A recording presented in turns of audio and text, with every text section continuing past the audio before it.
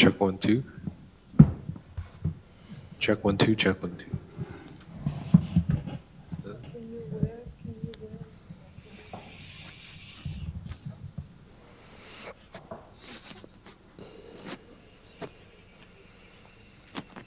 Check 1 2. Check 1 2.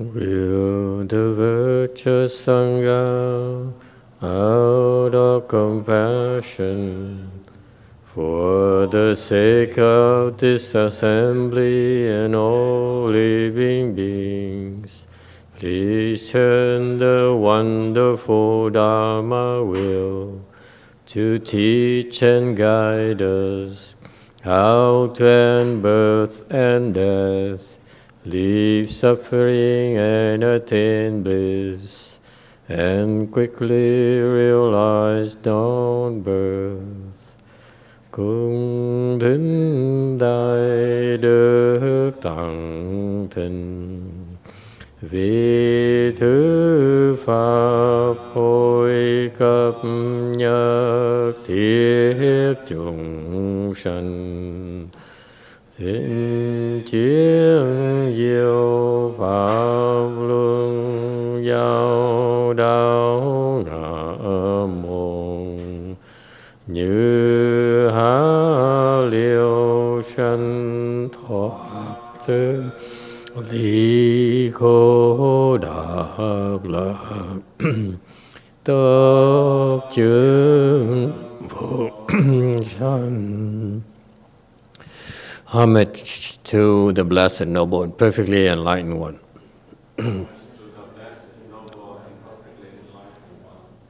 Nam mô Sananto Suchedo Ye Alahadi San Miao San Poto Ye.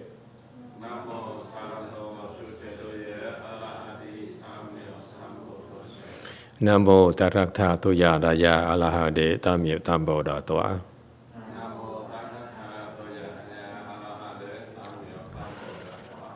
The unsurpassed, profound, subtle, and wonderful Dharma in 100,000 million aeons is difficult to encounter.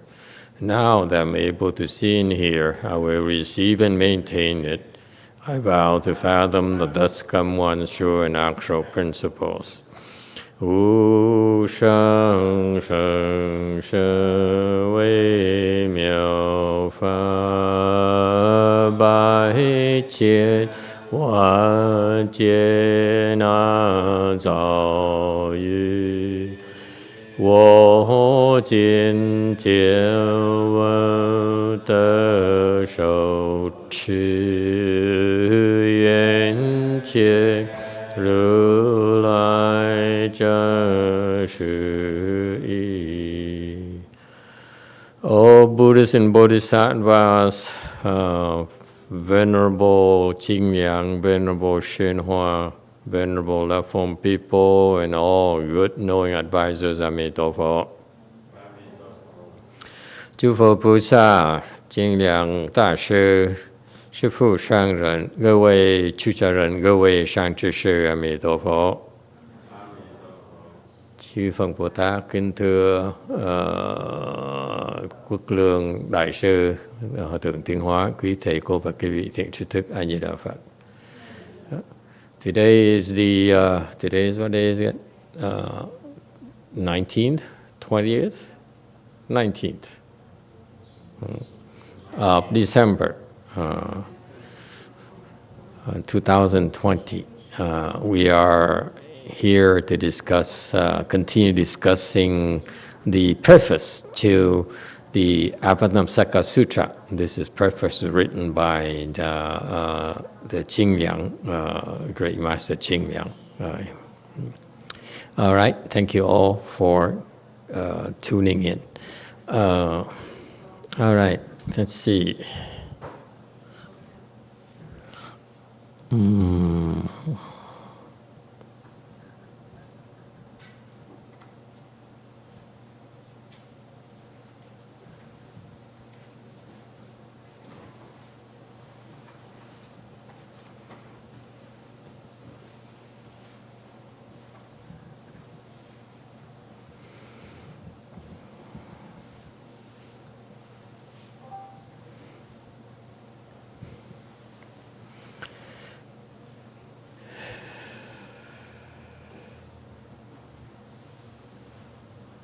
Okay, we're presently on slide 72 of on that file, the preface file.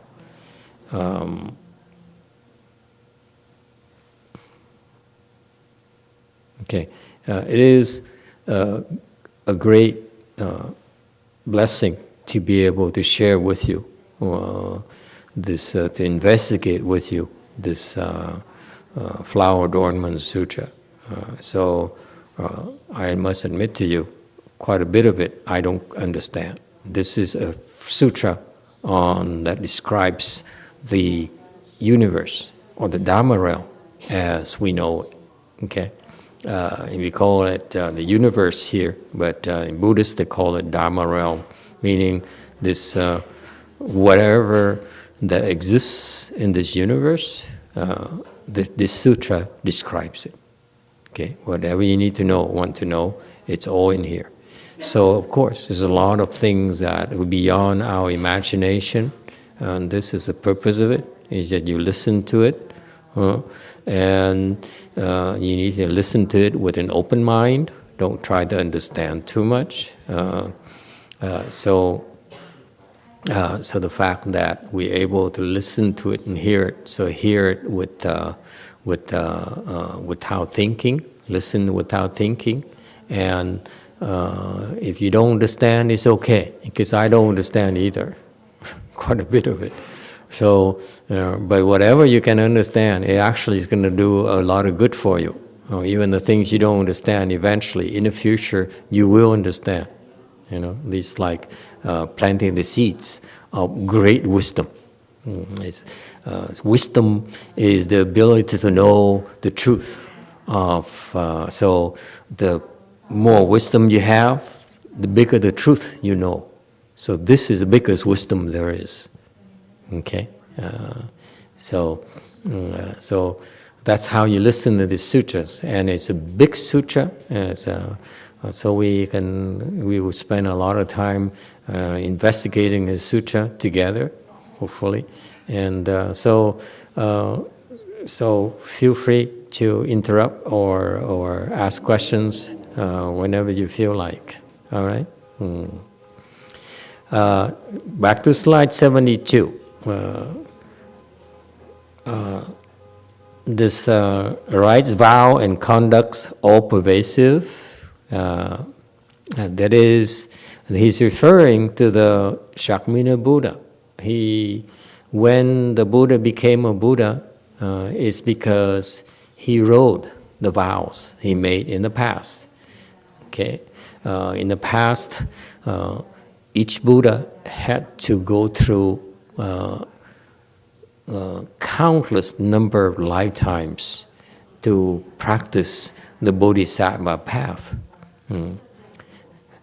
And so each time he has a new body,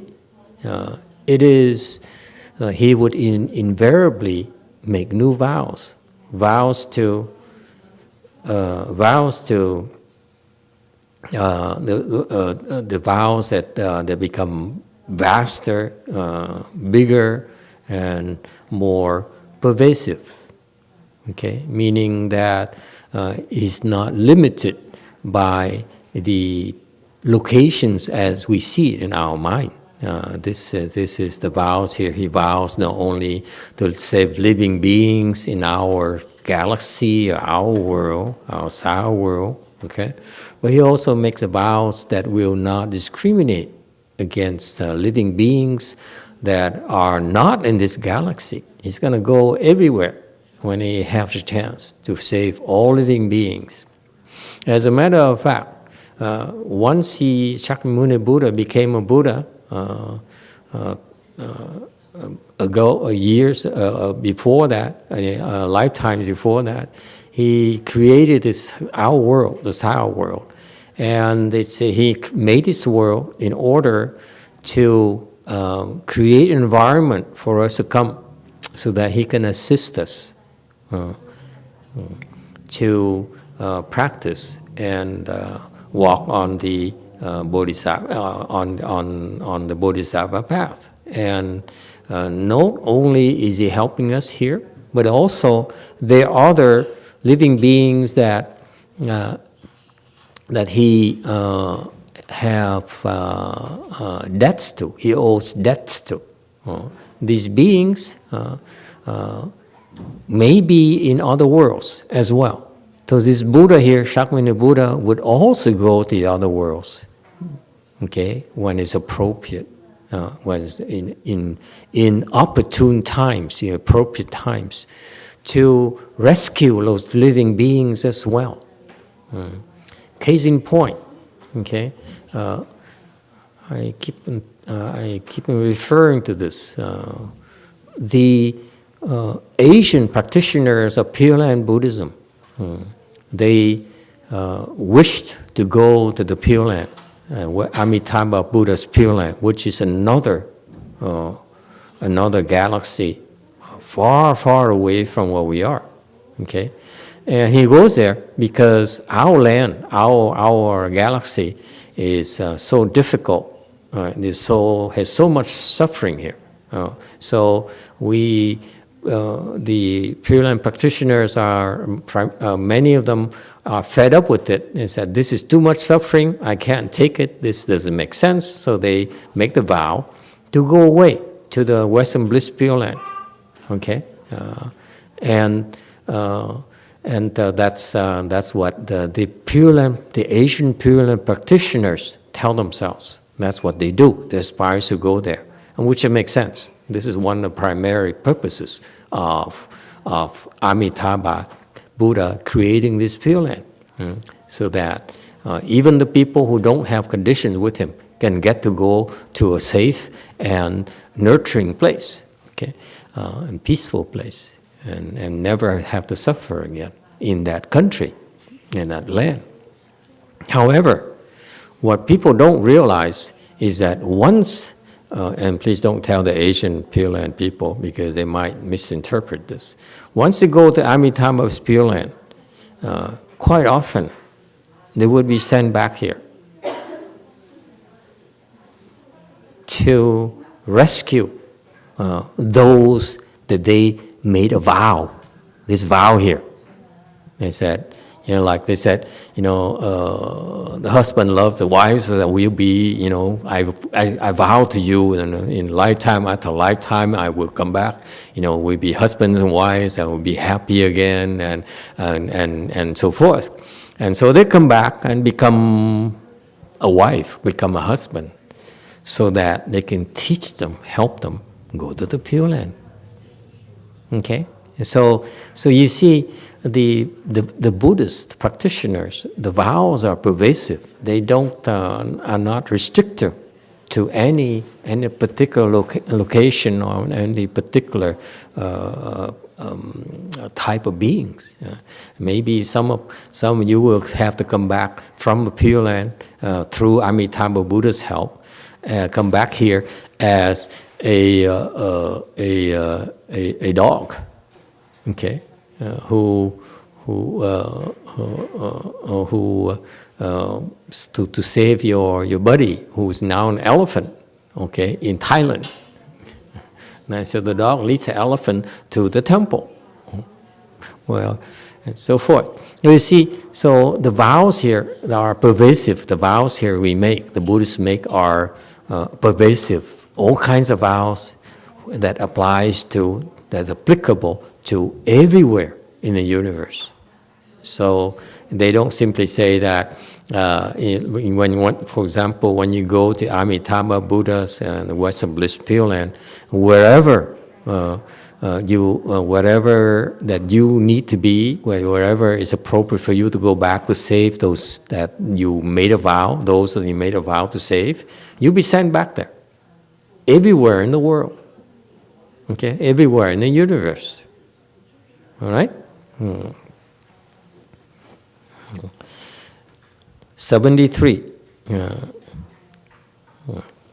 73. Host inconceivability.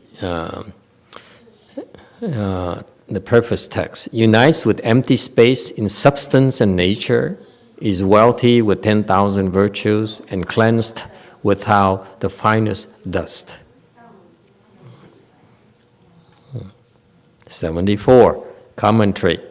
Unites with empty space in substance and nature. Okay. The Buddha that you see, Shakyamuni Buddha, as you see in our world, actually is only a transformation body. Okay, but his total being, okay, is actually as big as empty space. He manifests as a Buddha only for your sake. If you really want to see the other bodies, there's a body called, remember Shakyamuni Buddha is only a transformation body. He also has a body called the reward body.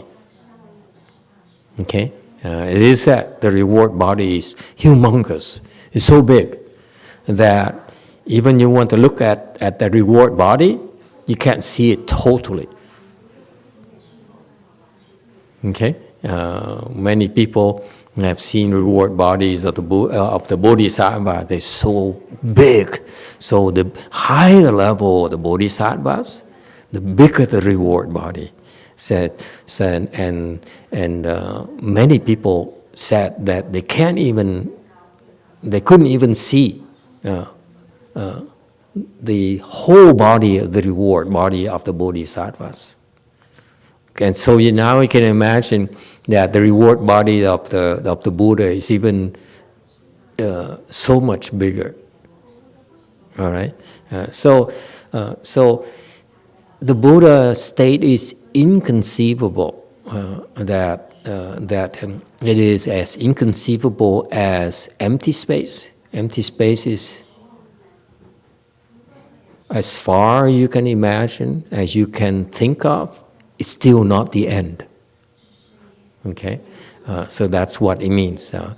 So this Buddha here is the same. Unites here. I mean, it's the same as empty space in substance, in nature. Yes, this Buddha, the nature is like empty space, and the substance is that the substance of empty space. Yes, question, Green. Master, what is a Buddha? A Buddha, the Buddha is you and me in the future.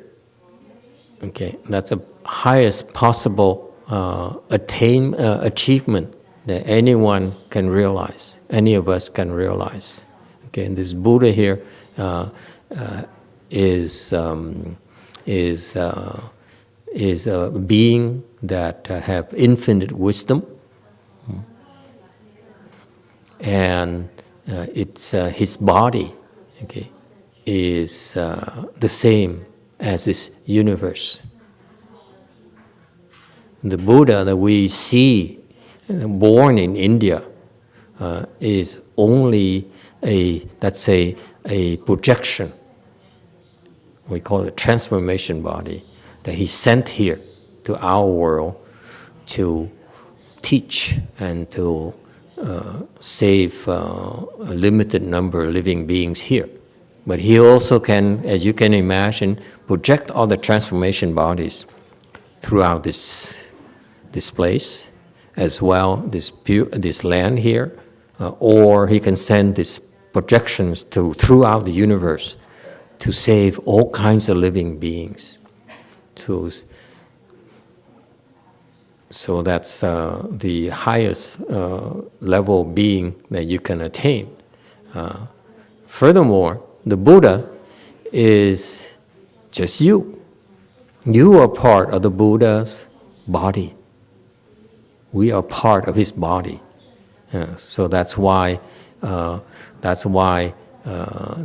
reason we are here is because we are temporarily confused by our afflictions, by our greed, anger, stupidity, the three poisons. Okay, and if you can get rid of those three poisons, eventually you become a Buddha yourself.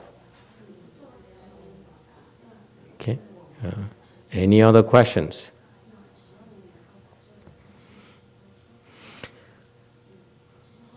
All right. Questions from Jewel Mountain? Yes. Jewel Mountain asks, the medicine Buddha, Shakyamuni Buddha, and all other Buddhas share the same Dharma body or reward body? Okay, let's try it again. I cannot hear the question very well because of some kind of echo. Okay. Medicine Master Buddha and Shakyamuni. Oh, it's no good. Try again. Okay, the Medicine Master Buddha, Shakyamuni Buddha, and all other Buddhas, do they share the same Dharma body or reward body? Absolutely. All the Buddhas have the same Dharma body, which is the entire universe. So all Buddhas actually intrinsically are the same. However, for our sake, okay, each Buddha became manifests as Medicine Master Buddha, as Amitabha Buddha, and so forth, is to do their work because it's better for them, it's more effective for them in achieving their goals. All right?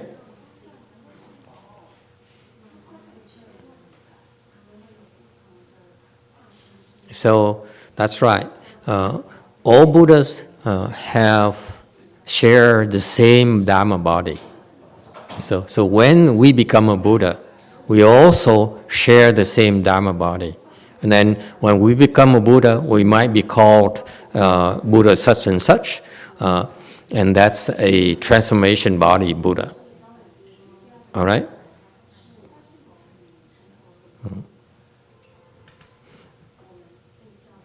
YouTube question. Diego Alfonso asks, a Buddha that followed a Hinayana path won't create a universe for the sake of other beings. Is that correct? If so, what happens with them? The Buddha from Hinayana? Mm-hmm. That's a question, right?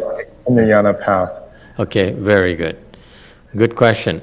Hinayana is, those of you who may not know, Hinayana is the other branch of Buddhism besides Mahayana. In Buddhism, there are two major branches, Hinayana and Mahayana. Hinayana is also called Theravada, some of those people, and some of them get offended if you call themselves Hinayana, but they insist on being called Theravada or something like that. Okay, Theravada is a cultural thing. Hinayana is a Buddhist perspective. Anyway, be that as it may, Hinayana is actually a subset of the Buddhist teaching. And so as such, it doesn't contain all the Buddhist teaching. It's called a temporary teaching, provisional teaching. So that it's like, whereas Mahayana is the complete teaching, okay? Or sometimes they call Hinayana is half word, half teaching. Mahayana is full word, full teaching. Actually, is being very generous. Hinayana is like a tiny portion of Mahayana. And as such, it doesn't contain a knowledge on how to become a Buddha. Hinayana attainment, Hinayana practice is designed to help you open the wisdom of an Arhat or Pratyeka Buddha. Okay, there's certain methods of practice that you can use in your cultivation to attain those goals. Okay, whereas Mahayana, we go way, way beyond that, and we have way, way many more methods of practices for you to attain the Arhatship and Pratyeka Buddhahood a lot faster as well. So Hinayana, so the answer to the question is Hinayana practices will not bring you to Buddhahood and bring you to a small milestone called Arhatship, called called Pratyeka Buddhahood, which is in Mahayana considered a small enlightenment. Okay, this enlightenment here means you have transcendental wisdom, meaning you are not confused by the world you live in right now. Okay, right now, for example, you are considered to be confused because you see money as real. Yes? Your husband is real. Thank you, Lord. Right? Okay, so we men are pretty lucky. So that's called confusion because the arhats on Hinayana wisdom is that you realize that everything is empty. Money is empty, husband is empty, everything that you think important in your life is empty. What does emptiness mean? Emptiness means, in Buddhism, emptiness doesn't mean that when you pinch, it's empty, so therefore it doesn't hurt. Right? Let me tell you. Can I give you my version of emptiness? May I? I know you hear this a lot from the Buddhist teachers and so forth, empty and emptiness. And let's be real about it, okay? Let's say, if you have wisdom, you say that money is empty, right? To prove that you have Buddhist wisdom, to prove you have real wisdom, and that means that you will look at money as empty, meaning that you give it to me without any hesitation. Anyone? See, you're confused. I rest my case. Not funny, huh?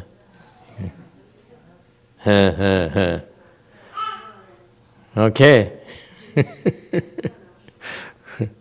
Weibang Temple Mountain has a question.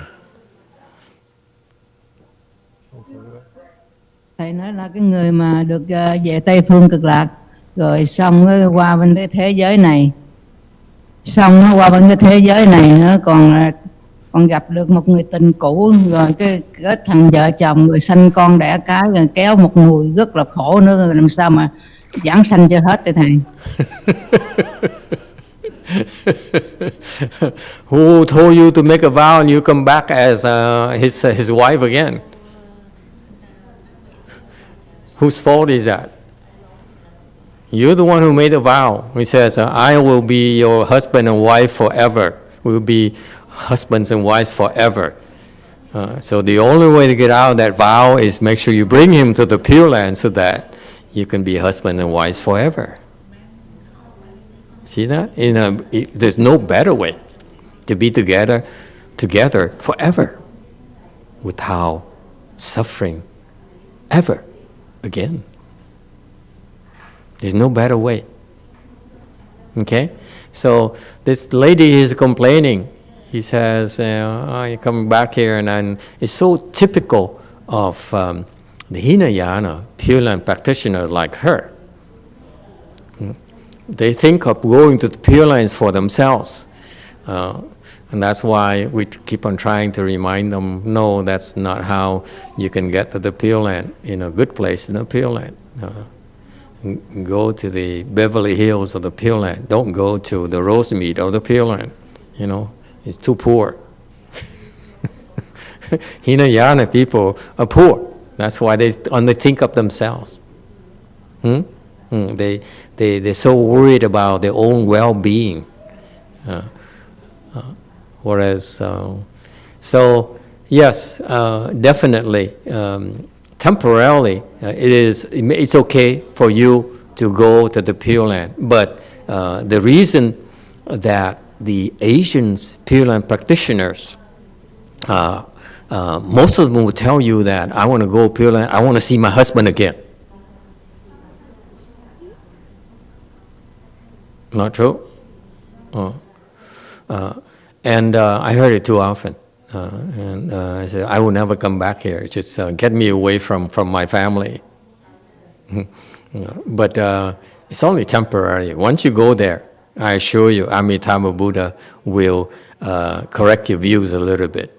Okay, so you find out for yourself. Way Mountain has a question. Mô Phật và thầy. Rồi Oh, xong the á same mình- woman. Oh, this is a nightmare. Giống mình đi qua bên Tây Phương rồi đó thì mình phải làm sao mà phù hộ cho những người này được gặp được Phật pháp, rồi tu mau mau rồi trở về bển, rồi mà miễn mà qua bên này nữa rồi sinh con đẻ cái nữa, rồi mệt quá thầy lôi kéo hoài nó không bao giờ hết. This woman has 20 children, I heard. The family is like 95 of them, all bunched together. So she says, the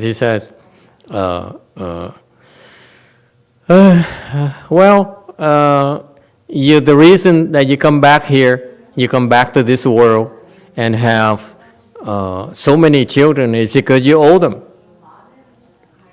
And in Mahayana, we have this beliefs that we owe people, we pay them back. We don't run away from it. So you should be glad you come back and love your children and husband a little bit more. Stop complaining. It's a good thing.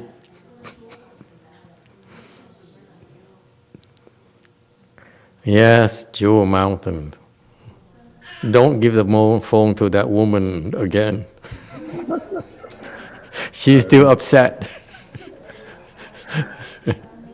Yes. Jewel Mountain asks, if you offer your house and car to a sage, will it be faster for us to experience the emptiness? Absolutely. You give me your Mercedes, it will get the Pure Land a little bit quicker, and you're happier right now too. I promise. Ding! I should have a halo behind me.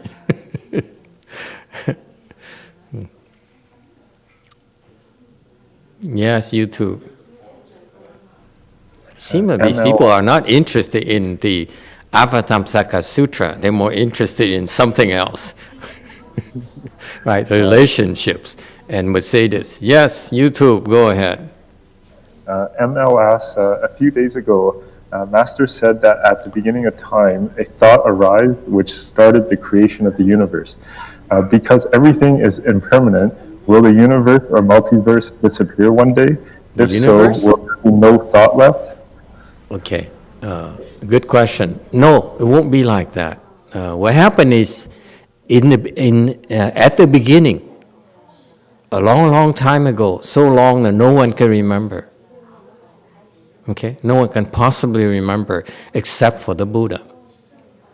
A long time ago, it was all emptiness. It's nothing in the universe at all. And then one false thought arose, and everything is created a chain reaction and started creating this, creating that. Okay, so created Adam and Eve, and then so forth, and Texas ribs and stuff. You know, so that's how it started. Okay, so everything you see, everything we see, is actually temporary. It's impermanent. Everything we see will decay and die. Right. So these things, these objects, these manifestations we call in Buddhism, okay, are temporary, and so they go through phases of creation. First phase is creation, like the baby is born, right? Birth, creation or birth, okay, and then there's dwelling,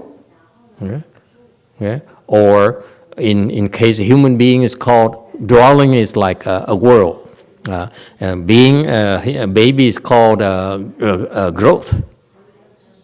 That's the next phase. And then the third phase is decay. Okay, so the body grows and then it decays. The person decays, and finally the fourth phase is destruction, extinction, or in our case, is death. So every single thing in the universe that you can observe, you can see, go through these four phases. Okay, birth, dwelling, change, or decay, and death, disappearance. Applies to everything. Applies to corporations, applies to people, applies to the world as well. So, for example, outside world, okay, also go through that phase. So eventually, the outside world will disappear, all right? And in the future, when that happens, it will be destroyed by the demons, by the way. The world will be eventually, the world as we know it, will eventually be destroyed by demons. And when that happens, the living beings who are living here in this world, okay, are temporarily moved to another world while waiting for the Saha world to be reborn again, to be reinvented again, deconstructed again, and then will be moved back. Okay? Yes, YouTube has a question. Mike Wisconsin asks, where does everything come from? How was it created? Like the Dharma, Western Bliss, Pure Land, and the universe. Everything is created from the mind alone, as in this sutra. And the more we investigate it, the clearer it will become to you. Everything is created from the mind alone. Everything at all. All right?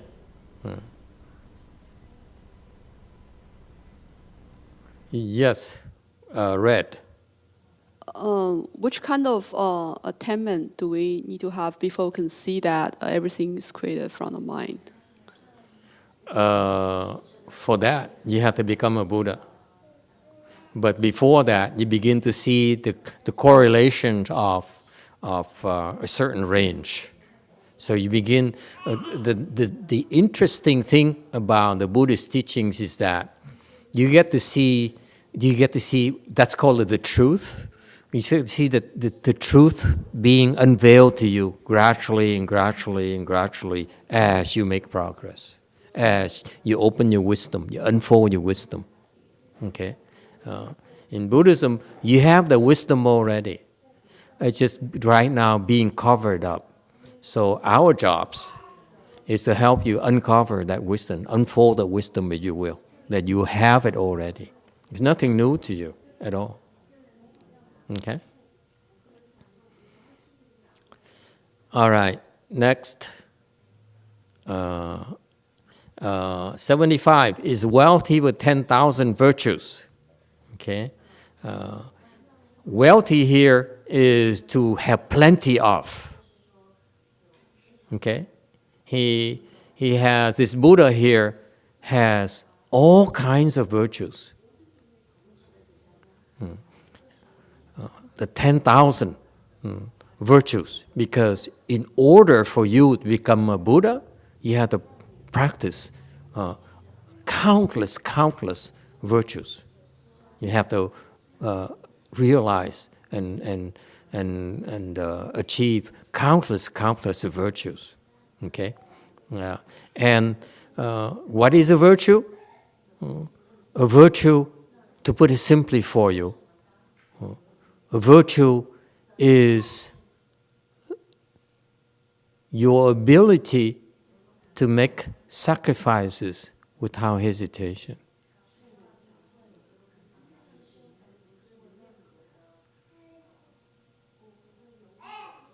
All right? So this Buddha here, lifetime after lifetime, he sacrificed.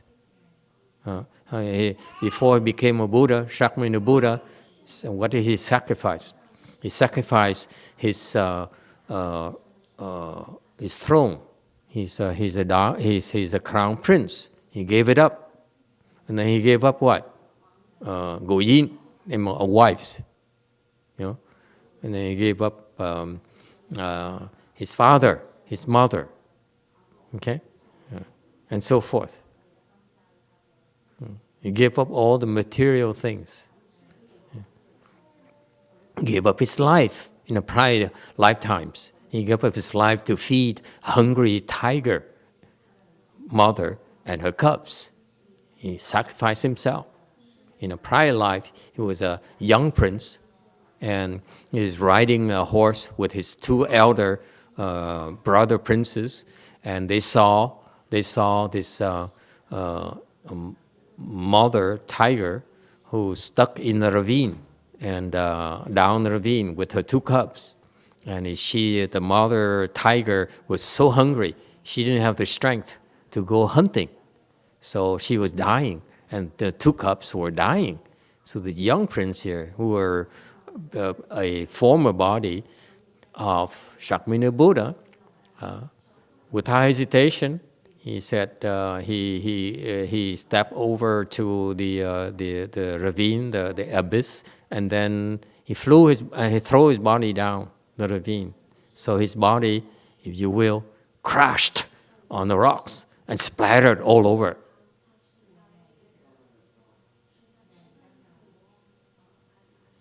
Okay? And right next to the mother tiger, the tigress. So the mother tigress simply reached out and ate him. That's how she regained her strength. Okay? He sacrificed his princely body, his princely life, to save a tigress mother out of compassion. Okay? So that's a virtuous act. It doesn't make sense to you, but it made a lot of sense to this young prince. Okay? YouTube, yes. Is everything part of the Buddha mind? Everything is part of the Buddha mind. Everything part of it. The question, I don't quite understand the question. If the Buddha mind is no such a thing as the Buddha mind. All right? So it's okay. Don't try to understand too much. Okay? Stick to whatever we decide to share with you. Don't try to understand and interpret it in your own ways. Okay? There's no such a thing as Buddha mind. All right? Everything in this universe is created by you, by your mind. Give you an example. When for Westerners, we when you go to college and you grow up and start working, a good number of us made a resolution, made a vow, made a wish, the desire to be rich. Let's say millionaire, right? I said, I want to become a millionaire. I want to have a husband. I want to have children. Okay? Those are your desires. And that's the drive right there with one thought right there is what drives you to make it happen. So you see, you'll become a millionaire. You're having a family. It's from your mind. You have to want it. You don't want it, you wouldn't have it. Okay? You're the one who make it happen. You're the one who will it to happen. Okay? That mind of yours is very, very powerful.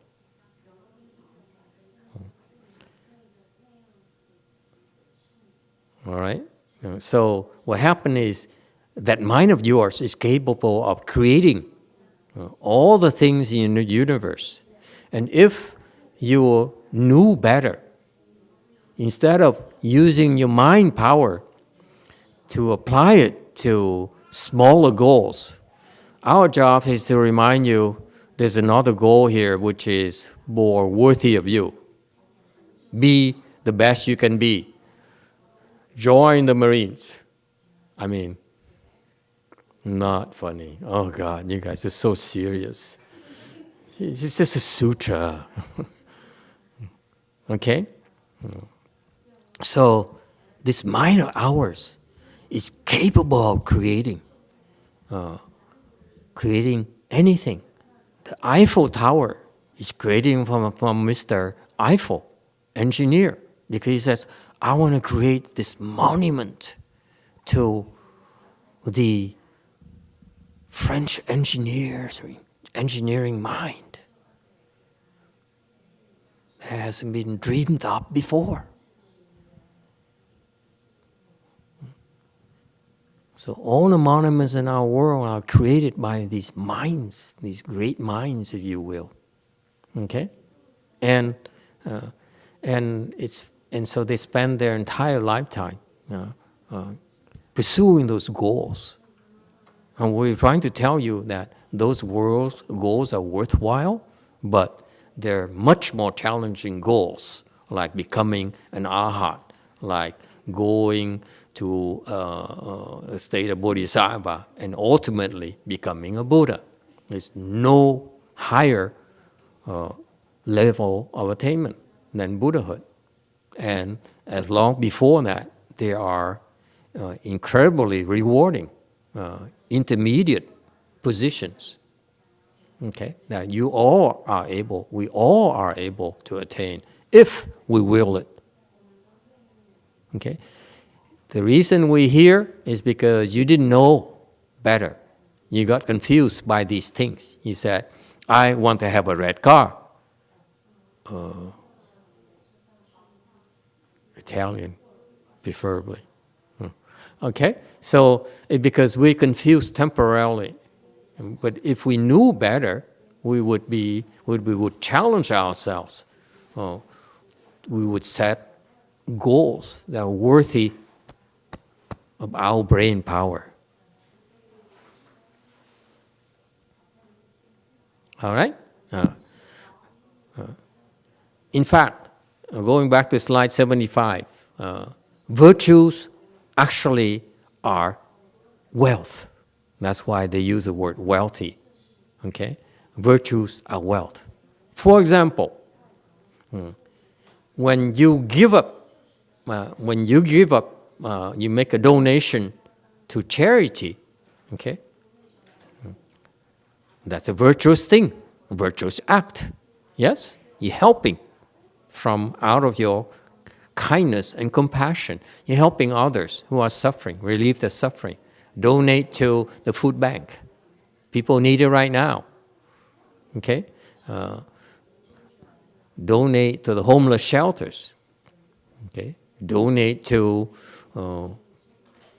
relief funds for the pandemic, for mental illness, and so forth. Those are acts of sacrifices. Yes? Okay? It's a loss, results in a loss to you, a loss of money to you, loss of time to you.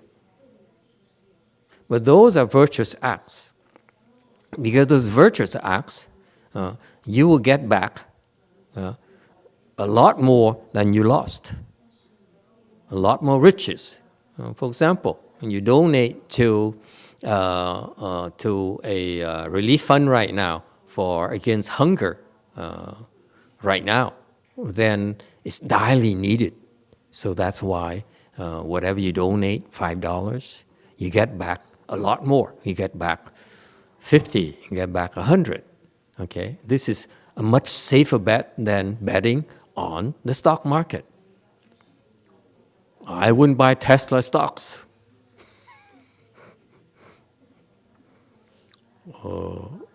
I know in California, you all are Tesla admirers. Okay, but if I had money, I'd rather donate to those things. And you know, it's a sure bet if you ask me. To donate to charity, okay, you get back a return. You know how to practice giving smartly?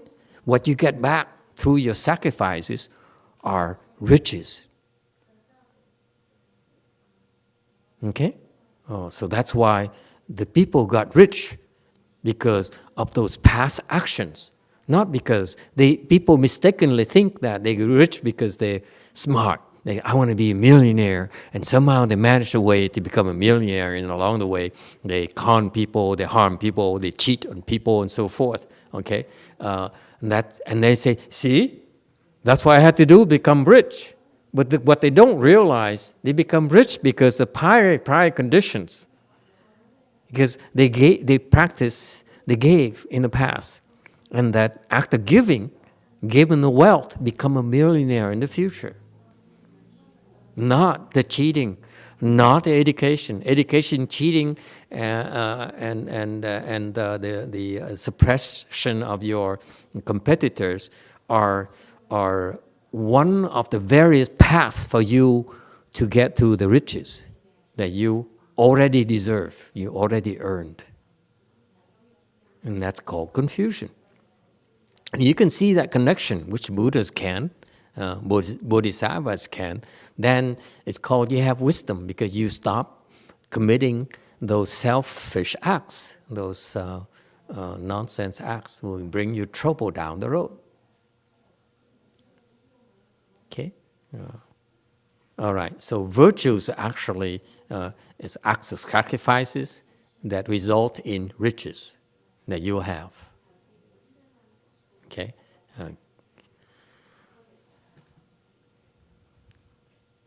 You meditate, and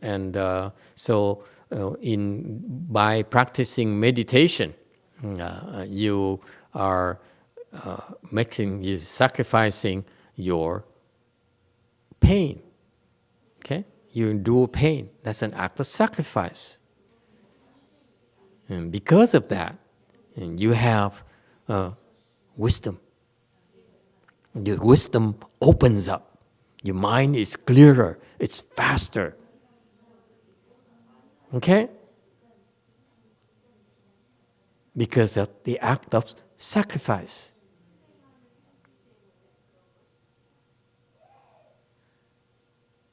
All right? Next, 76.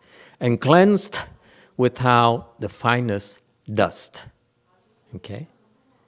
Cleansed. Cleansed here is a process of purification. Purification. You cleanse by in the context of the finest dust here, by shaking it, by getting rid of it, by wiping it. What is dust? Dust is a Buddhist concept. Dust is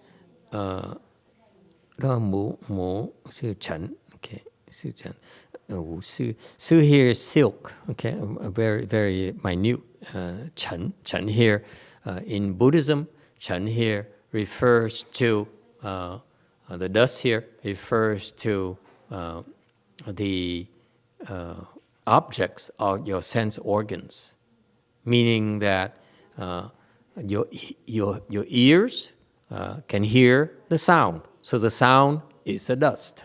All sounds are dusts, including rap music.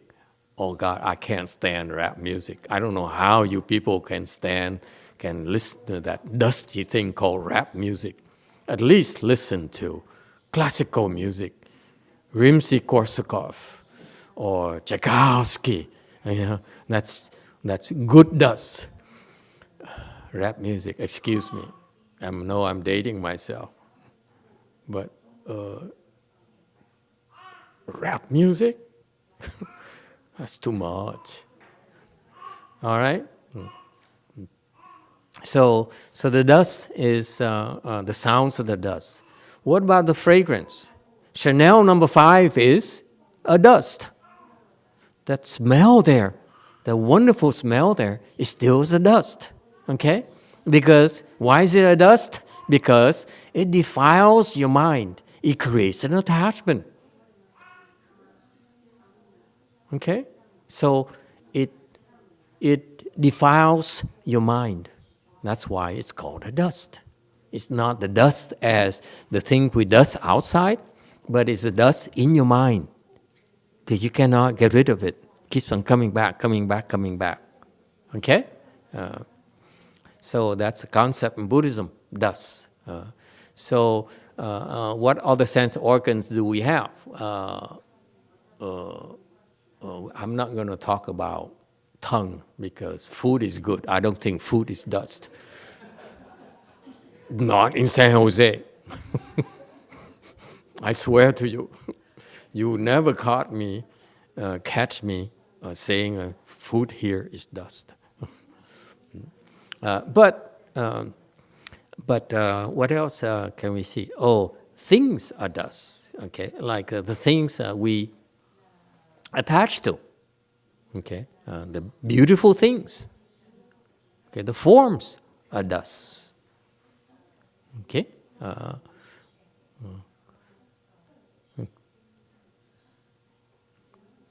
And so forth. So once you realize those are dust, that's wisdom, and it's a self-fulfilling prophecy. If you see it as dust, you get rid of it, then you cleaner, and you want to clean up more and more and more. So it's a process, self-purification.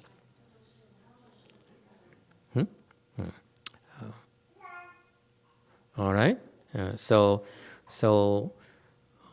Buddhas are or higher level beings who have higher level wisdoms are less defiled than we are. That's all. That's what differentiates great people from small people, is that the level of purity. All right? Yeah. So the Buddha is when you have zero dusts left. You have zero attachments left. No more greed, no more anger, no more stupidity, no more ignorance. Totally. Clarity. Okay? No more dark corners in your mind that you wouldn't dare tell people about. Okay? Thus is what's hidden in those corners of Sangwuk's mind.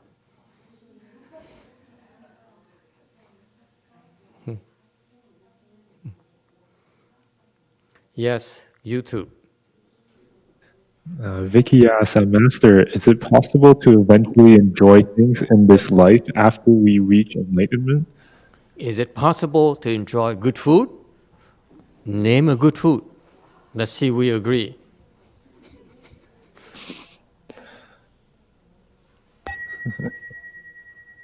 Kimchi?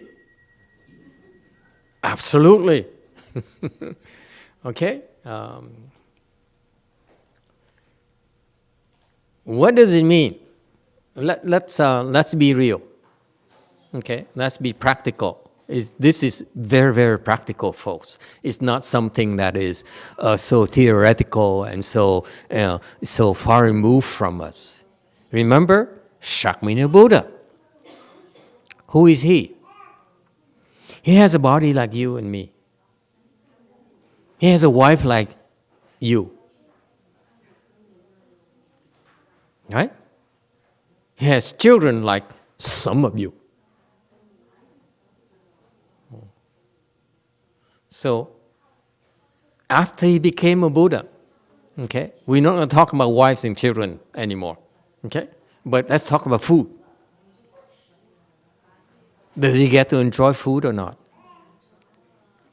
That's what you want to find out, yes? YouTube questioner, yes? You worried. They said, I love kimchi.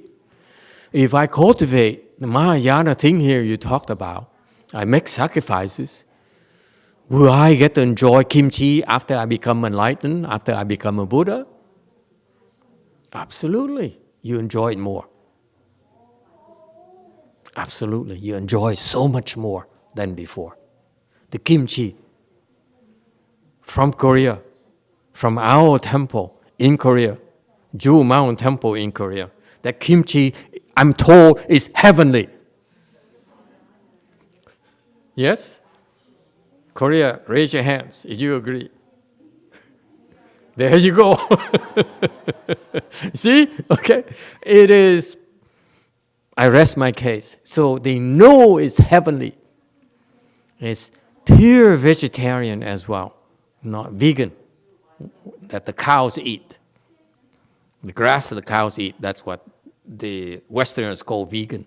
Okay? But for us, the people in the know, we know that kimchi is heavenly.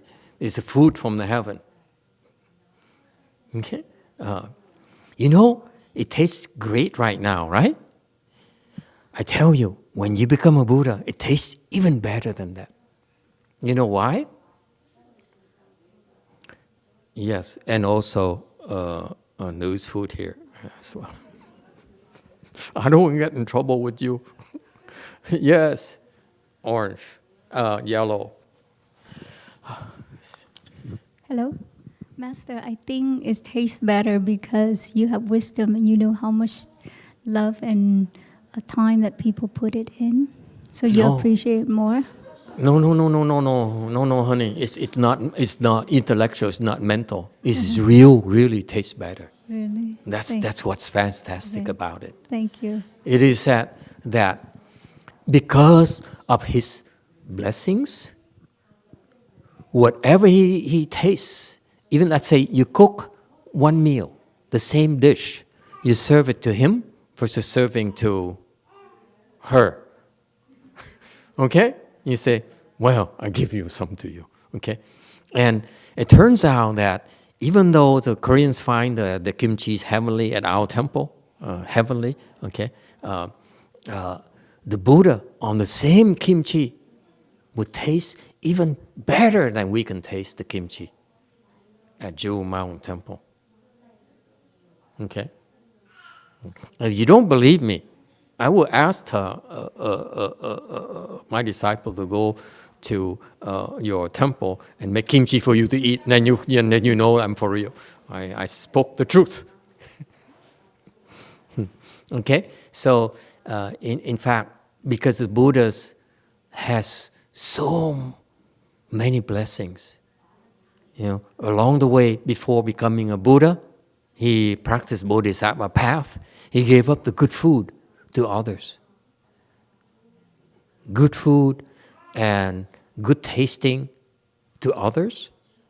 That's why he has those wealth of good food. Okay, that when you become a Buddha, okay, all the accumulation, all the good food that he gave up for others, okay. So case in point, when you give to the food bank, give the good food. Don't give the bad food. Mm-hmm. That's smart. That's smart giving. Okay. Don't give cheap stuff. Yeah. Anyway, so when you become a Buddha, then the food you taste is better than anyone else, even though it's the same that's served to everyone. He tastes it better. All right?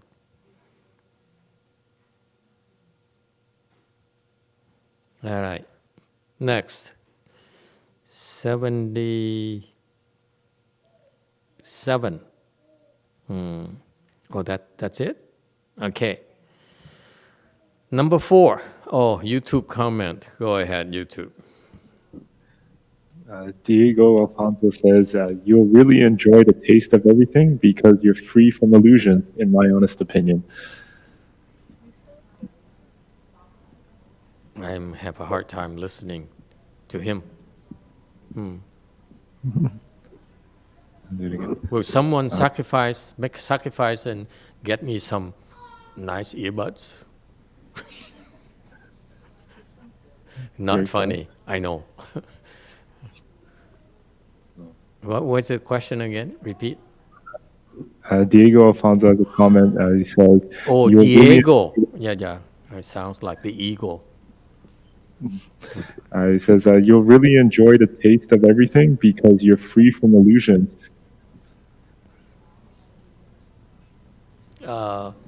Yes, you're free from illusion, but it's more than that. It's the nature of your blessings, that your blessing is so humongous, so tremendous, so that you enjoy it a lot more than others. Okay, you find out. It's not a intellectual or imaginary thing. Actually, it tastes better. Period. Even like rice. Here, you need to, for you to have a good rice, you have to cook in those Korean cookers. That cost so much. I said, it costs that much for this Korean cooker? I always use Japanese cookers, but I never realized that Korean cookers are so much more expensive. And I would never buy that. But the rice that's cooked, the same rice, when you cook in a Korean rice cooker, it tastes so much better than the Japanese cookers. Yes or no? So I would rank, just between us, Japanese cookers, Taiwanese cookers, about the same. Okay? But Korean cookers, much better. I didn't believe it. I always thought that Japanese is probably better. But no, it's like Samsung is better than Sony.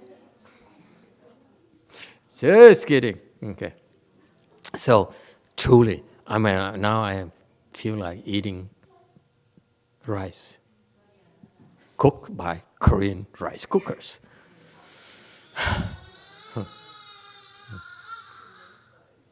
Okay, so that's a difference, because you get my drift.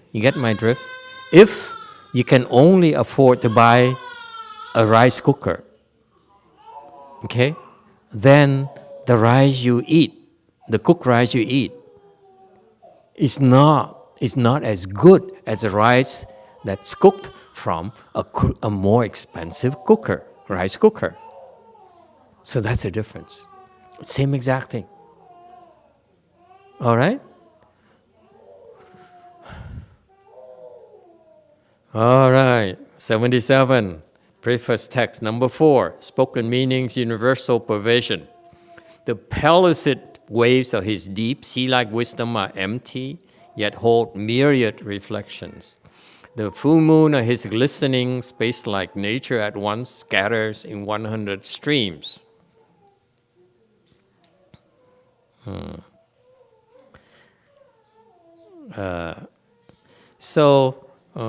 This sutra is spoken by Buddhas throughout the Dharma realm. Okay, in various languages, in various ways, but all Buddhas have to teach this particular sutra after they become a Buddha. So it's being spoken throughout the universe, in all the Buddha lands. Okay? That's how important it is. Because that's the ultimate wisdom. That's the ultimate knowledge. The pellucid waves are his deep sea-like wisdom. Meaning the waves here, they are clear, but still, meaning that there's no waves at all. His wisdom is profound, it's deep, sea-like. Okay, so unfathomable. Okay, are empty and yet hold myriad reflections. So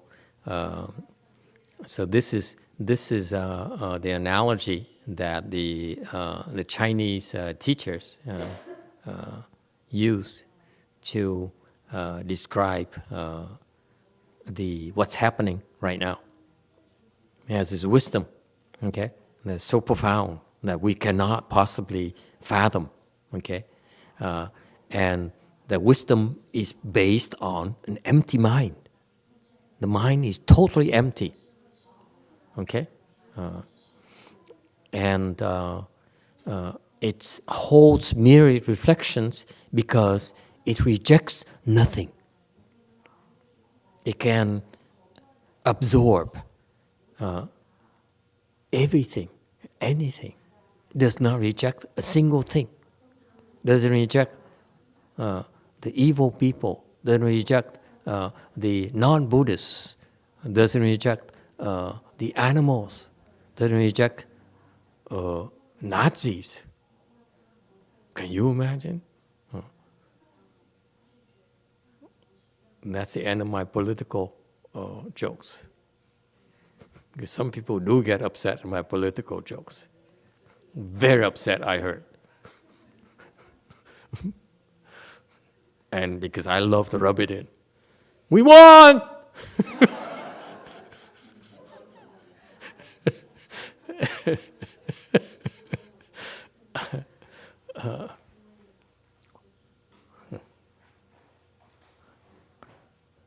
Okay, so it works with everyone.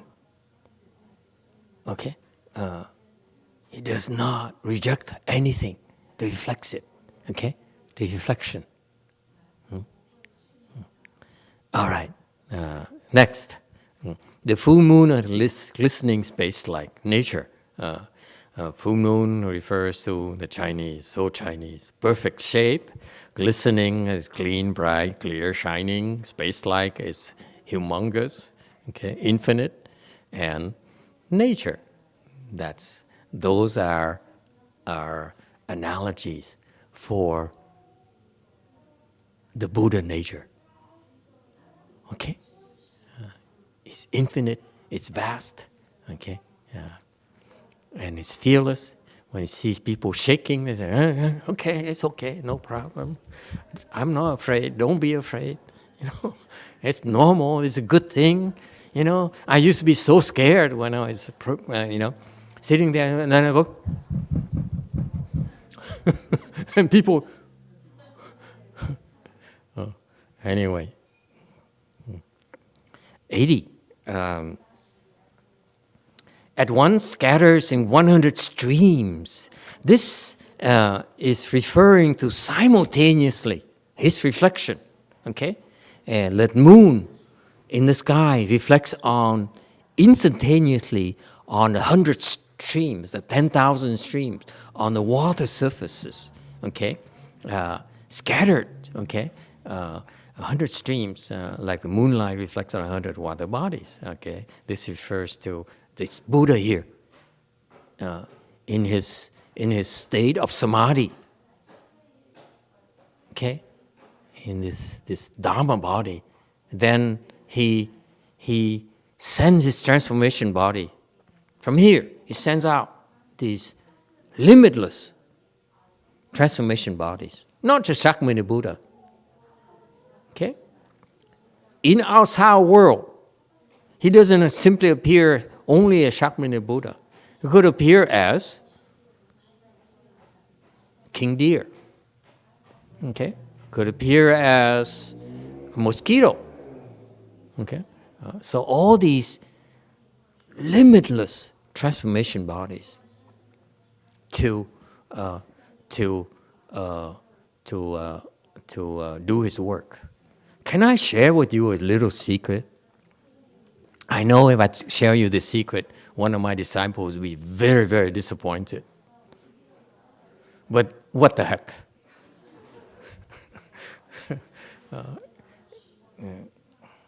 No, she's important to me. I don't want to disappoint her.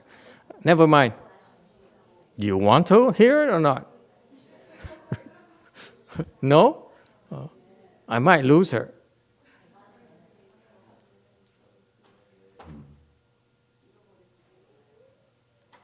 Because after she knows the truth, she says, so I've been following you all these years and it's not real? You're not real?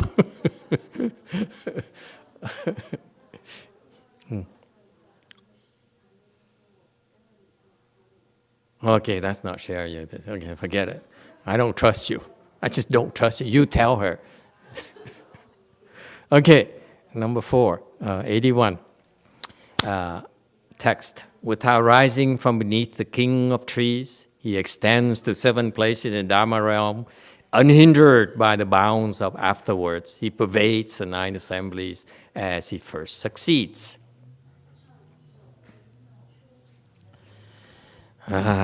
So the nice thing about becoming a Buddha is you have these multitude of praises of you. So all these are praises of how cool you really are as a Buddha. It says, remember this monk here is a very eminent monk. He is the teacher of 7 Chinese emperors, the big emperors during the glorious times of the Chinese empires. He was the teachers. Okay, he's the national teacher of the emperors. So meaning that if the emperors wanted to learn about Buddhism, has a question about Buddhism, who does he call? Ghostbusters. Okay, so he would call him to get his questions answered. So he's lavishing these praises on this Buddha. Without raising from beneath the king of trees is a Bodhi tree. So he says after he became a Buddha, he did not get up.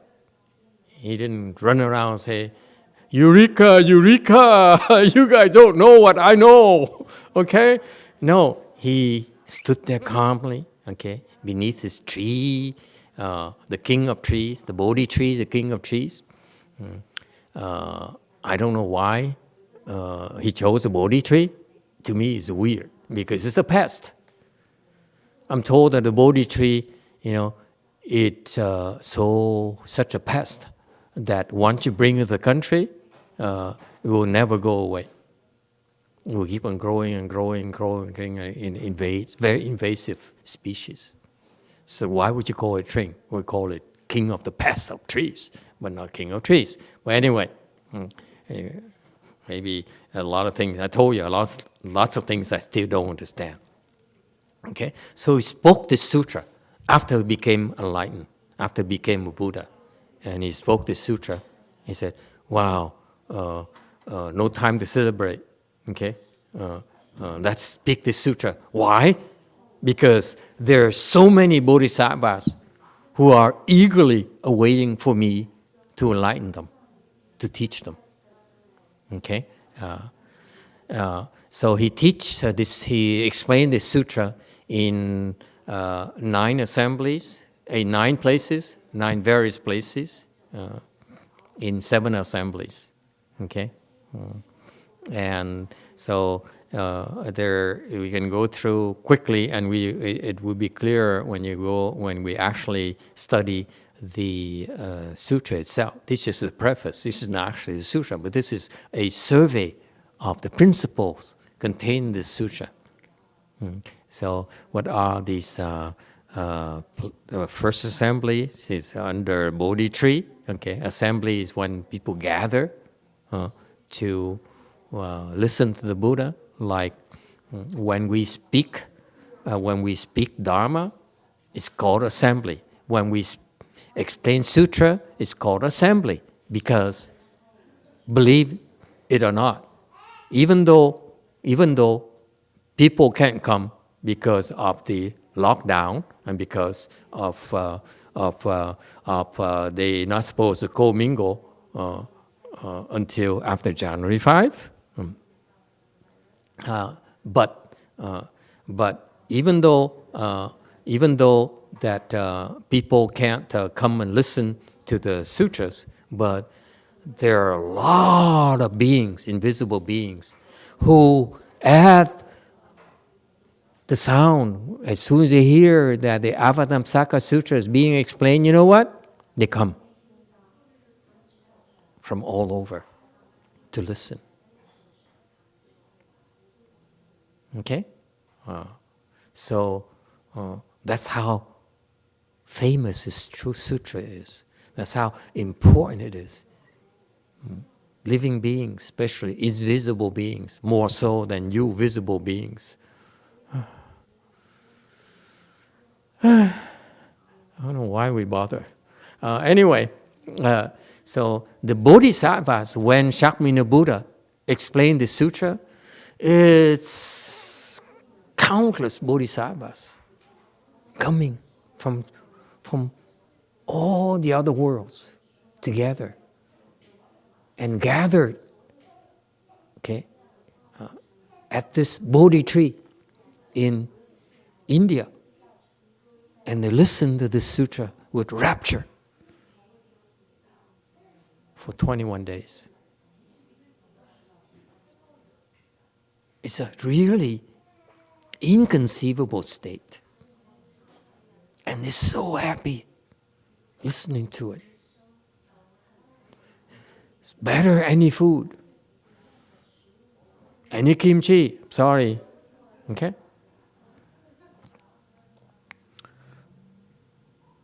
They can forego eating to listen to the sutra in 21 days. You know, it's not like us people. We listen for an hour and they say, oh my God, my leg hurts so much. I switch to half lotus. And no lotus. I lie down. What happened to Nguyen Đức? He went home. Yeah, see? See what I mean?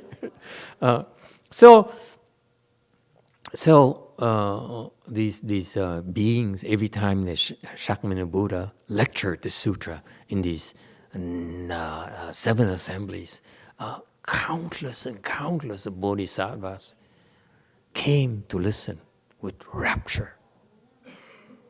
Okay? Unlike Chongyin, who listen, they all listen like this the whole time, 21 days, without blinking. You know that? So under the first one is Bodhi tree, second one is seventh, and 8th assembly, a universal light place. Okay. You find out more, and then third is Triatrimsha heaven. That's Vanessa's boss's heaven right there, and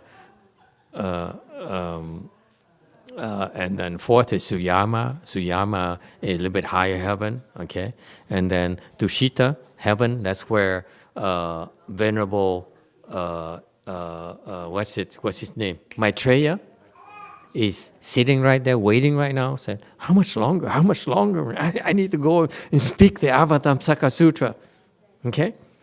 Before we lose more Buddhist disciples to God.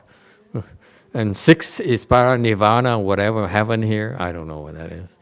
And the 9th is Jeta Grove multi-story lecture hall. There you go. Okay, so all these, we go through all this. Don't worry. Yeah. 84. Hey, time's up. He extends to 7 places in the Dharma realm. Okay, so he goes to 7 different places to speak the sutras. For each place, for a good reason, for those places, you'll find out. Unhindered by the bounds of afterwards. Afterwards meaning time, meaning that this sutra, believe it or not, is constantly being lectured throughout the universe. Never stops. It's no like 21 days, okay? It's on and on and on and on. It's a state where the bodhisattvas can experience it, not us. We look at it as 21 days, actually. It's on and on and on, okay? He pervades the 9 assemblies as he first succeeds. After he became a Buddha, he went to those assemblies. Yeah. 9 assemblies or 7 assemblies? 9 assemblies, 7 places, something like that. Better check that 97 again in this number 4. I think it's a typo. Okay? Don't worry. It's not that important. Who cares? I don't even remember what 9 things are, let alone 7 I can't even remember.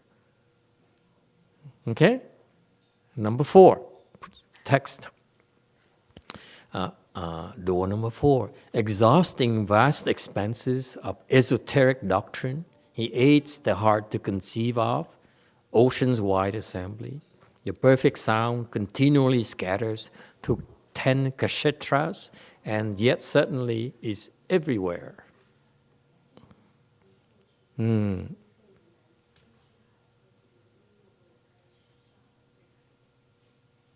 Okay, exhausting the vast expanses of esoteric. This is what Master Ching Liang sees. This is the state of a great bodhisattva. He says, this is what's happening right now. So I'm seeing it. I'm describing it to you. Okay? So he sees that to the end of the vast expanses of esoteric. Esoteric is profound. Has first meaning is profound. The profound doctrines of Buddhism in Mahayana. Also, it also has a meaning of quietude. Also hidden. Okay. So this all the doctrines, that is profound teachings from the Avatamsaka Sutra are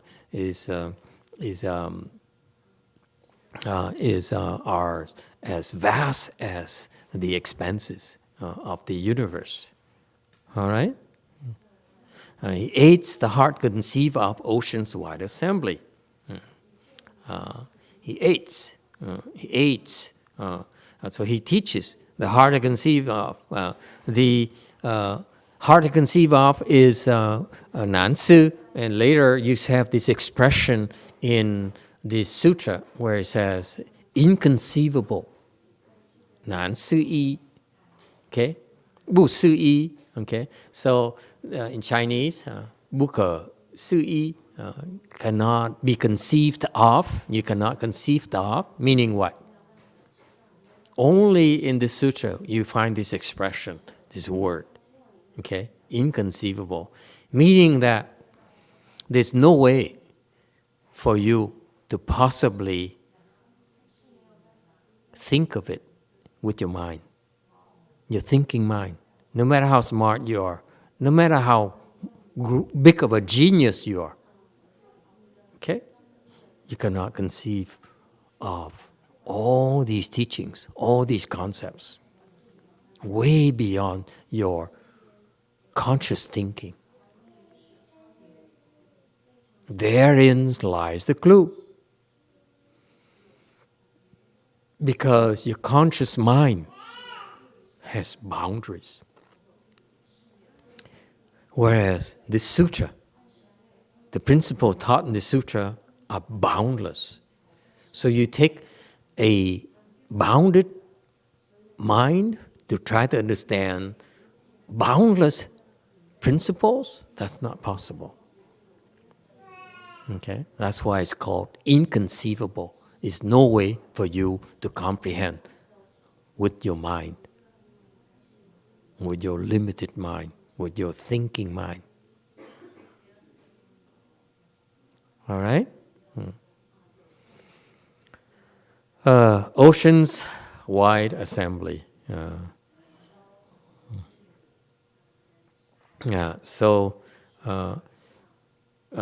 Ocean-wide assembly, this assembly is humongous. Believe it or not, every single Dharma, Flower Adornment Sutra, even though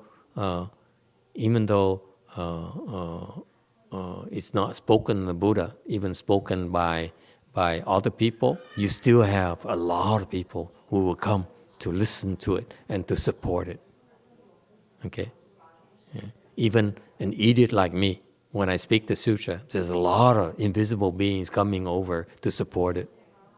And they laugh, say, oh, that guy doesn't know anything. It's funny. I was at when I was a novice. We used to hear the Avatamsaka Sutra lecture have a lecture on Friday nights, and at first I came there and I loved it, and then later we had a fight. So I love to fight. What can I say? I got disenchanted, so I sat in the back instead of sitting in front. I used to sit in front and listen with rapture. So, wow, this sutra is so cool. First time that I could hear it live. And later I sat in the back. And then something happened. Some ghosts right there in the back. I said, I was laughing. This is a nonsense. Listen, this is nonsense. Oh. So, not only bodhisattvas come, ghosts come to have a good time too. Like probably right now. Listen to this idiot, they're saying. Kill. Okay, beat him up. No, I'm asking my Dharma protectors to catch those troublemakers. All right. So the perfect sound continually scatters through 10 kshetras. Perfect sound. The sound of Buddha is perfect. It's just perfect. Meaning that one sound there, the Buddha's spoke one sound, and it is that the Buddha speaks one sound, and each living being understands it according to his own species, his own language, his own culture. Okay? That's magic. Inconceivable state. Okay? Continually, this sutra is being spoken continually, non-stop. And the sound here scatters. It goes out in waves and waves to 10 kshetras. Kshetras here is Sanskrit for Buddha lands. So when when Shakyamuni Buddha spoke this sutra under the Bodhi tree, his teaching, okay, the sound of his teaching can be heard in 10 Buddha lands, 10 surrounding Buddha lands.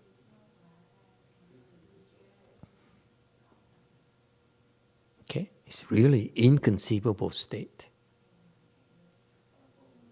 Okay, and I'm being conservative with you when in this sutra, when you see the word 10, the numeral 10. Okay, and the number 10, it means a lot. It's not 10.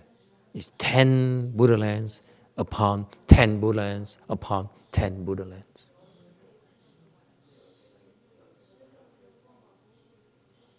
Ten is magical in this sutra. It means layers upon layers of 10 Buddha lands.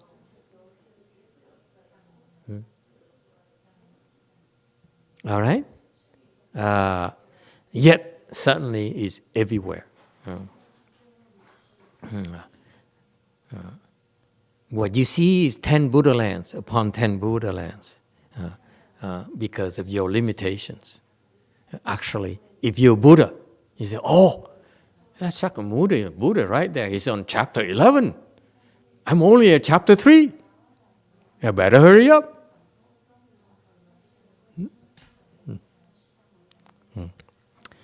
90, text. Hosts and attendants keep repeating to the limits of the 10 directions, yet in unison proclaim.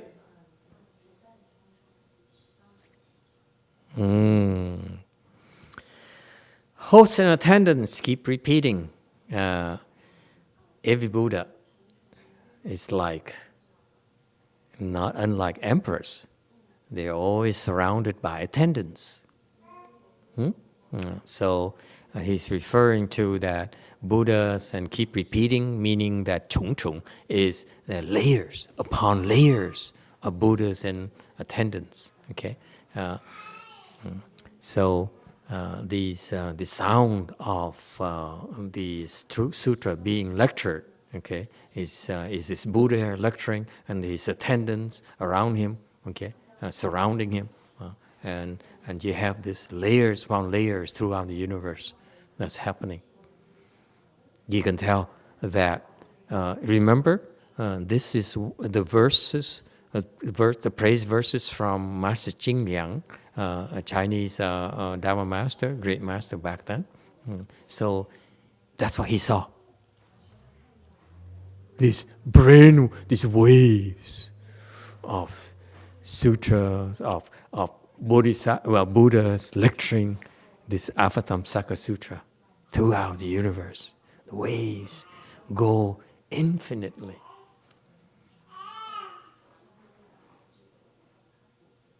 Hard to believe, eh?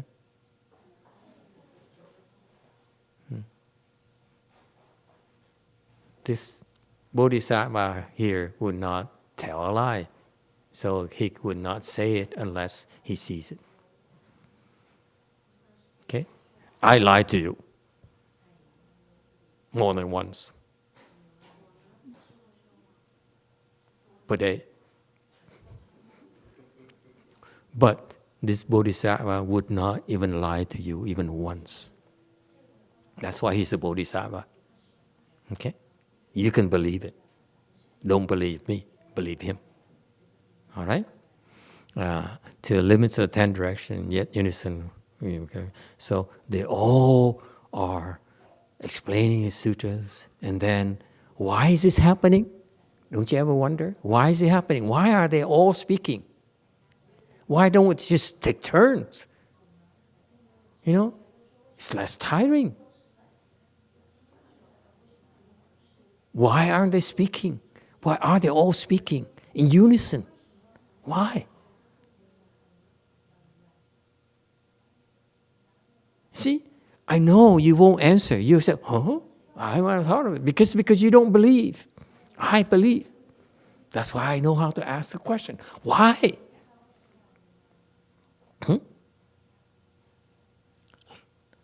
Look, the answer's right in front of your eyes. No?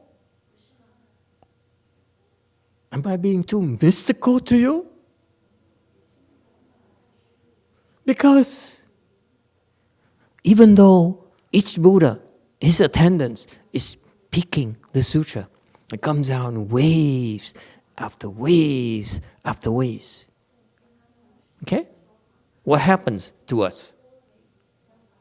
Which one do we hear?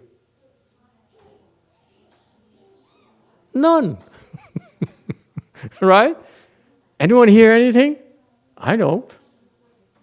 But actually, this great Bodhisattva says, it's being spoken in ways right now. You tune in. Okay?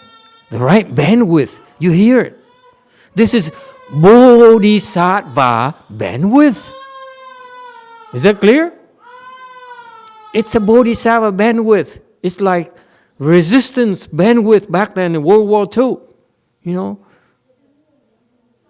Voice of, what's it, America? No, that's Vietnam War.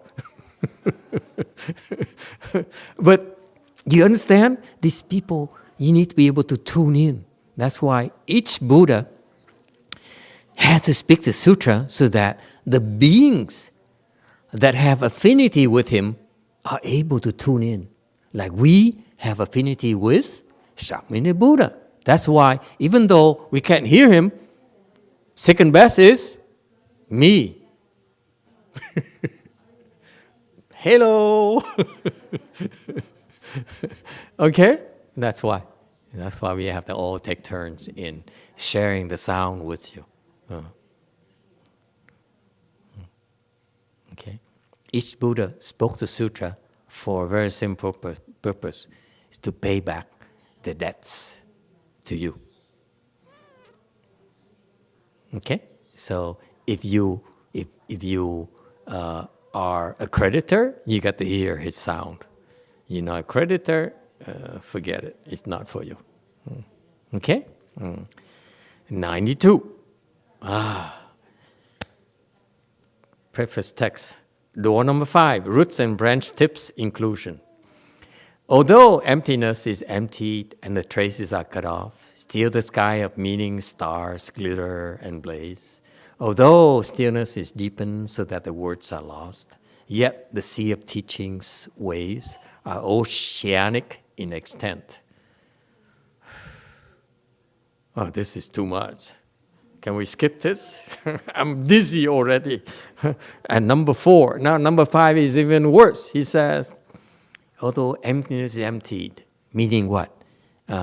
Meaning even the notion of emptiness in your mind is gone as well. That's why it's emptied. No more emptiness in your mind. That's a state of enlightenment. Okay? The arhats, the 4th stage arhat, okay, cannot have this state. What happened is the 4th stage arhat can see empty. He sees Xiao Tai is empty. He says, you can have him. Yeah. Here, I give him away. No hesitation. All right? Because he sees you empty. To see something empty means you can let go. That's what it means. It doesn't mean that you taste food and food is empty, so you don't taste anything anymore. That's so American. Okay? The true Chinese understand empty as no attachment. When you see something empty, meaning that if you have it, great. You don't have it, big deal. Okay? You can live with it and live without it. So the woman who complained earlier about having to come back here, and he could complain, I go to see Amitabha Buddha in the Pure Land. I'm not coming back because I don't want to make more babies with my husband. So selfish. Only because she doesn't see children are empty. You're going to have many children as the husband wants. Okay? That's emptiness. True emptiness. So what happens? 4th stage arhat. He says, it's empty anyway. So what do you want? You want money? Here's my money. You want my car? Here's my car. You want my wife? Here's my wife. Okay. So that's a state of emptiness. Why? Because he's not attached to it. That's called freedom. Freedom is not financial independence. It's a small difference, a slight difference. Okay? Freedom to you is like, I have a lot of money, I got to do whatever I want. But you're not free from your body. You're not free from your desires. Okay? That's not freedom. True freedom is when you absolutely have no attachment. That's what it means by emptiness. It's empty because you're not attached to it. Okay? You can give it away. So that's why the Bodhisattvas, they understand emptiness, and the arhats understand emptiness because they give it away. Can you see it now? Mahayana is very clever. We don't tell you that money is empty because we know you won't believe it. Okay? But, so what do? We tell you, don't be attached. By the way, money is not real, so give it to me. That's a test of your level comprehension of emptiness. By the way, we do have a donation button. Money should be empty to you. It doesn't have to be empty to me.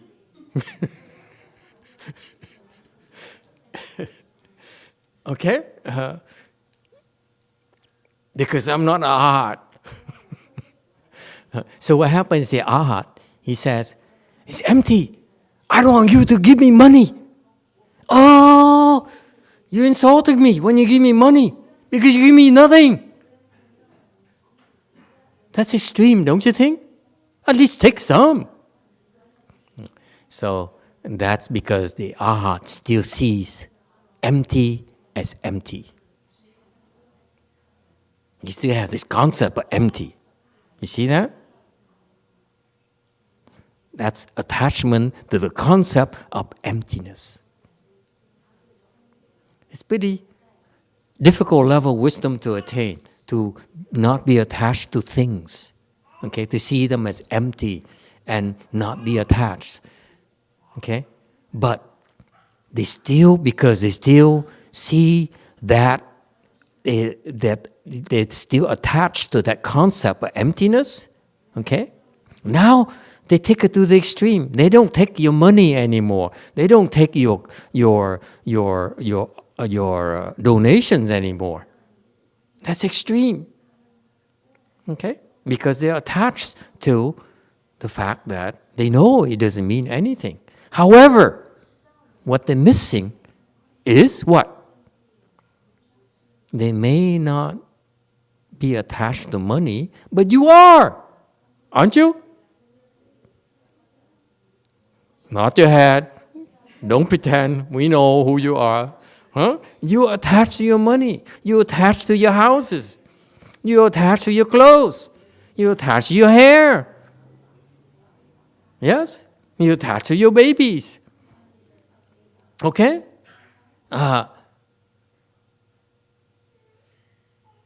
So there's a disconnect between an Arhat and you. You will say, I want to rise myself above this suffering, all these things that make me miserable, because they're real to me. The heart says, I don't know what you're talking about. What's the problem?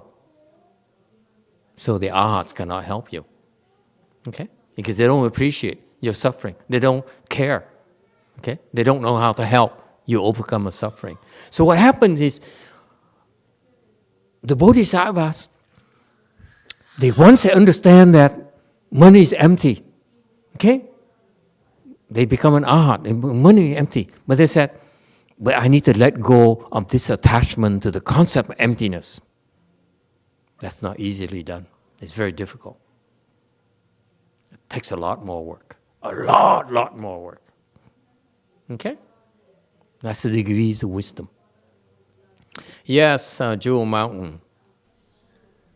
Jewel Mountain asks, if fourth stage Arhat receives offering, does it help to reach the big enlightenment? Does it help to what? Does it help to reach the big enlightenment? Does it help to what? Enlightenment? To reach the big enlightenment. Help me out. This is the third time already. The what? The big enlightenment.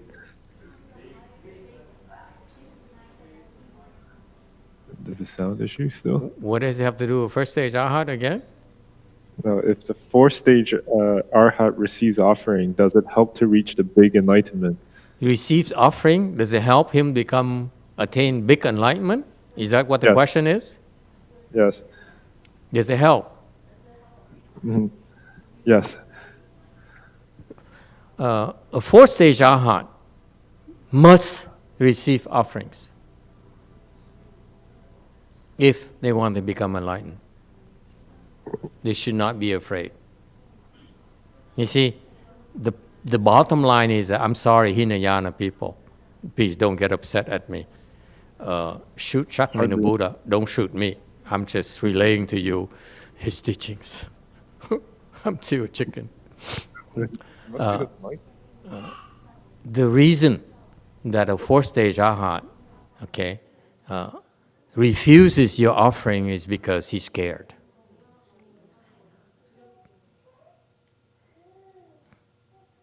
The real reason that's not because he sees money as zero. He's not attached to money. It's not the real reason. The real reason is that he's not attached to money. On top of it, because that money is meaningless to him, on top of it, what he's scared of is that if he accepts it, now he owes you. That's what the real problem is with the Arhat. It's not that he doesn't care for money. He say, you give me money, I don't care. But even if he doesn't care, he takes your money. Now he owes you big time. You know, that's one way to become a millionaire. You give him $1.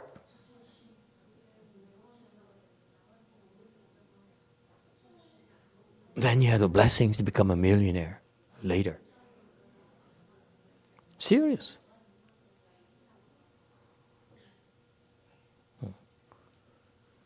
So what happens is the Arhat has a wisdom. He says, I'm not attached to money, and therefore I see this is not a big deal. Furthermore, if I take this nonsense from you, in the future I have to come back and pay you plus interest. That's not a good deal for me. Why would I do that? You're not even related to me. You're from San Diego. What are you doing here? You know what I mean? It's so far away. What do we care? You see that? And that's why. That's the bottom line with them. They know too much. They know that because of that knowledge, he said, this is not beneficial to me. I'm not willing to take this loss. Whereas the little Bodhisattva, he says, I know it's nonsense. I know that I owe. I only take $1, but I owe 10,000. It's not a good deal for me, you know. But I have so much. What am I afraid of? You have so much. What are you afraid of? Yes, what are you afraid of? Red. Would the Arhats who are being trained on Mahayana and on the Bodhisattva path also be like that, or other like Mahayana Arhats and Hinayana Arhats? No, there's a difference between Mahayana and Hinayana. Hinayana is be an Arhat, be an Arhat. Oh, Arhat, this you're so wonderful. You are the best. That's Hinayana. Mahayana, we say, Arhat. You're not bad. Shut up. You're still stupid. That's the difference. They revere in the Hinayana world, in the Theravada world. But in Mahayana, we don't think much of them, seriously. Dime a dozen.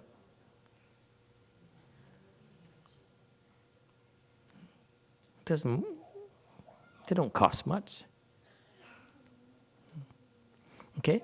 And it's because remember the concept, the rationale is that the Arhat says, I'm taking a loss. What for? It's too big of a loss for me. Okay? And not only am I taking a big loss, I have to find you and pay you in the future. That's nonsense. What I'm doing is nonsense, totally illogical. It serves me no good. Whereas the Bodhisattva says, you have no choice. We have to build temples. We have to have more disciples. We have to print more sutras. So you have to make sacrifice. You hear?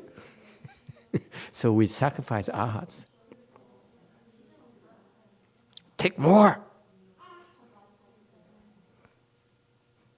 So after my master, Master Shinhua, who is a great Bodhisattva, he came to our world, trained a bunch of Arhats, and he disappeared. Did you know that? I was so lucky. I refused to join them. I said, I never realized how lucky I was.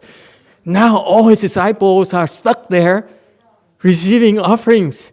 You know, every month they give so much money, they get so much money, and then what the heck is going to happen to them? They don't know what to do with it. What do we do now? Build Buddha Hall? $50 million? For what? Well, because you have money. Yeah? You see how scary it is? Good thing I was lucked out. I wasn't caught in that. YouTube question. Yeah, So Diego, deep down, when I become an Arhat, I would say sayonara. Right now, I love you because I need your money and your food. Otherwise, I die and freeze to death. But if I really become a fourth stage Arhat, I assure you, okay, I refer you to my master's disciples. Yes, Diego. Diego asks, if we receive free food from the temple, will we be in debt with the temple or the master, or are we helping them by letting them help us?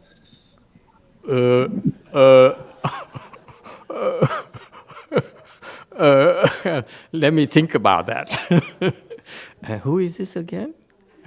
Do we know him? When you eat food from a temple, it depends on where you are. If you go to my master's temple, you're supposed to pay $5. Okay? Am I right? Hey, you traders from the other side. Is that right? You have to pay $5? You expected to pay $5. You expected to pay $5. It's more accurate. You expected to put in $5 in a donation box. Yes? Inflation. I know, cost of living and pandemic, you know. So you're supposed to pay money. And our temple, no, you don't have to pay a thing, Diego. You're right. You don't have to pay a thing. But that's a trick.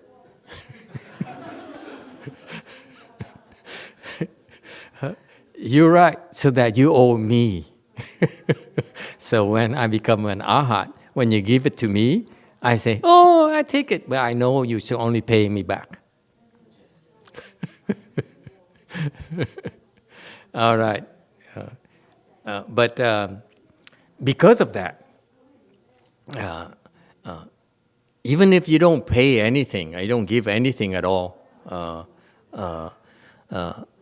then in the future, you have to become my slave, which is not a bad thing, personally.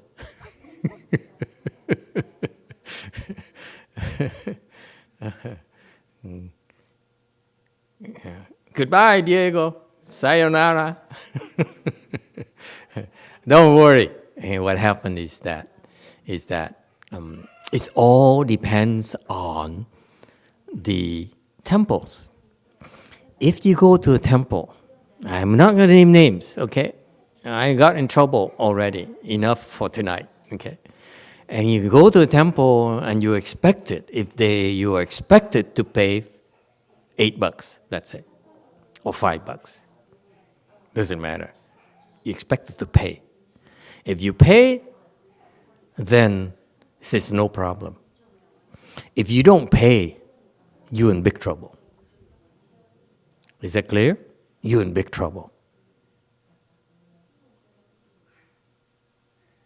Okay. So if you go to my temple, we're desperate. To be honest with you, we're so happy for anyone, especially in this pandemic. No one comes to our temple anymore. 3 years ago, about Way Mountain Temple, can I share you? This is a very heartfelt story. 3 years ago, I bought a Way Mountain Temple, and it's a lot bigger than we wanted. And now no one comes there anymore, especially the pandemic thing.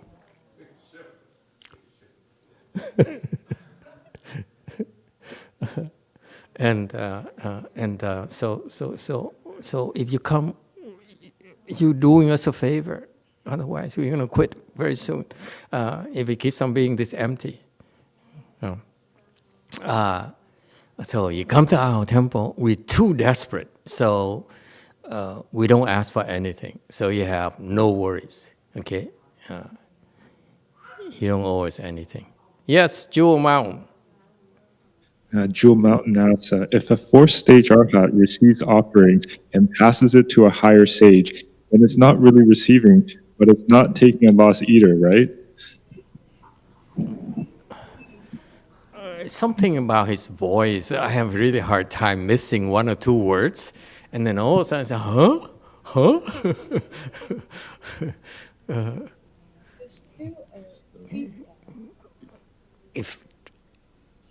Hey, man, can you try this sentence? Master, I'm going to send you a check for $10,000. See if I can hear clearly. Master, I'm going to send you a check for $10,000. I hope you can be correct. I heard a few $10,000. See. I hear it very so clearly, but when he talks about these hard questions, I don't understand. Say what? Okay, someone helps me out. For some reason, money, I heard it so clearly. But these questions about dharmas, I have no clue what he's asking about. Anyone? Did you hear him? What did he say? What did he ask? No mic? Oh, we need to do fundraising. I just brought 2 more mics. Oh my God. Black, yeah. Go ahead. What did he ask? So Jewel Mountain Temple asks, if a 4th-stage Arhat receive offering and pass it to a higher sage, then it's not really receiving, then it's not taking loss, right? What? Is 4th-stage Arhat receiving and passing to a higher stage? What does that mean? Higher sage. A higher sage. A higher level sage. Sage. Oh, too clever. Too clever. I'm no Arhat. I'm not a clever Arhat either, so I don't know how to answer this. It's too petty. God.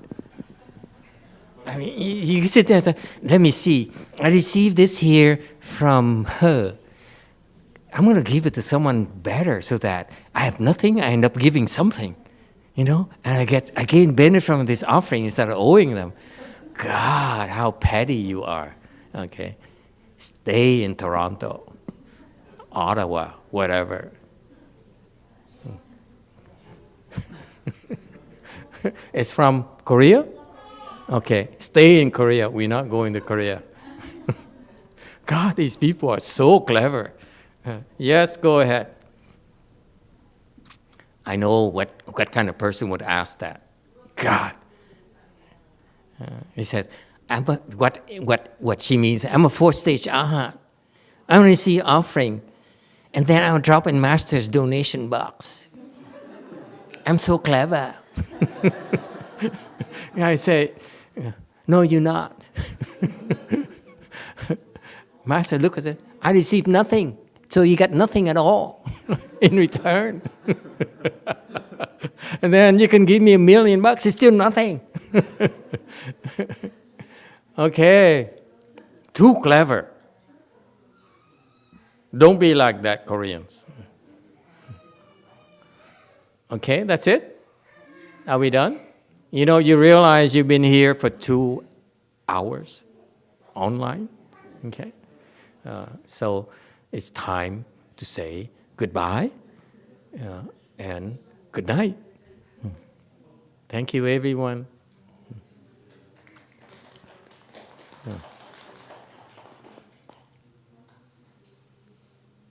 Okay, next time, 93.